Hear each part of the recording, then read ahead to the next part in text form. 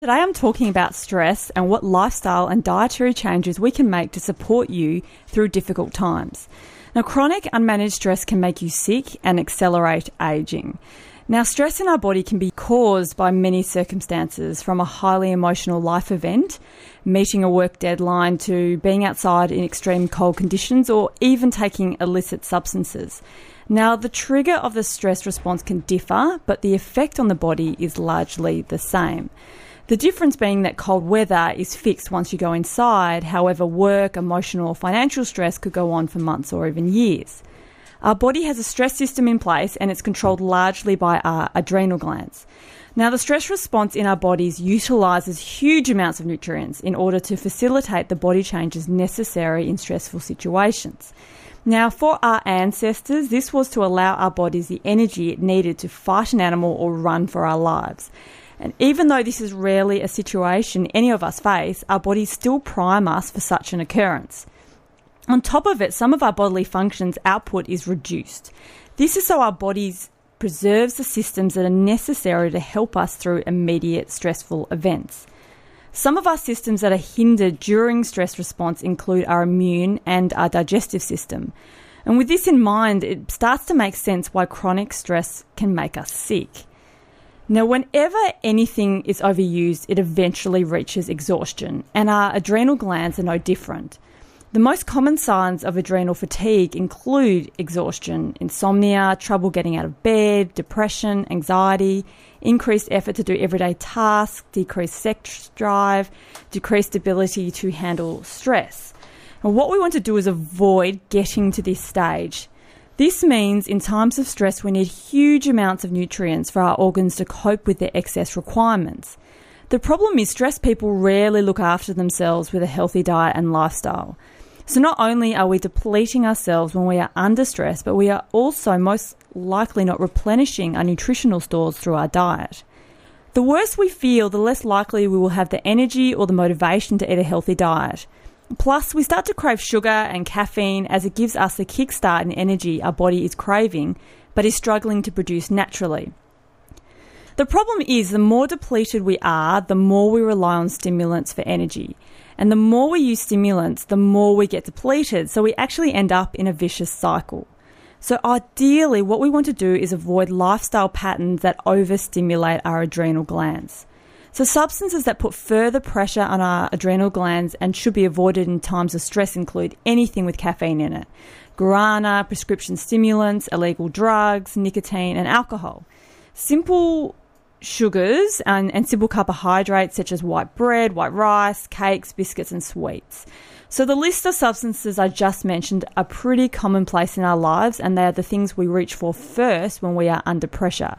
But add to this high stress levels and our two adrenal glands quickly become exhausted.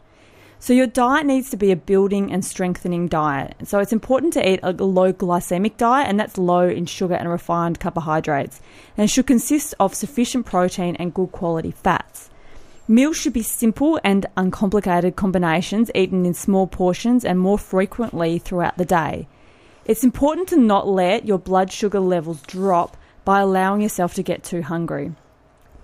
As your digestion can be compromised during times of stress, eating more lightly steamed or cooked foods actually may be better than raw at this time. That is, unless you're eating or having raw vegetable juices. These can add lots of nutrients without the stress on your digestive system.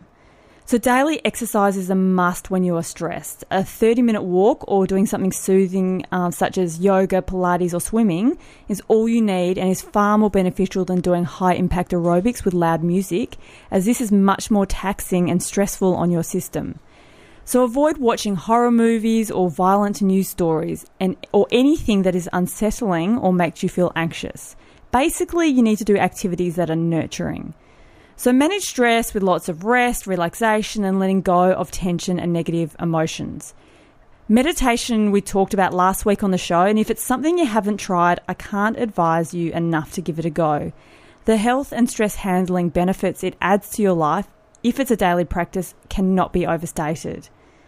Key nutrients that are depleted in times of stress or that can be benefit when you are stressed include magnesium, which is Fiona's favourite nutrient. So magnesium deficiency is common in stress and mood disorders.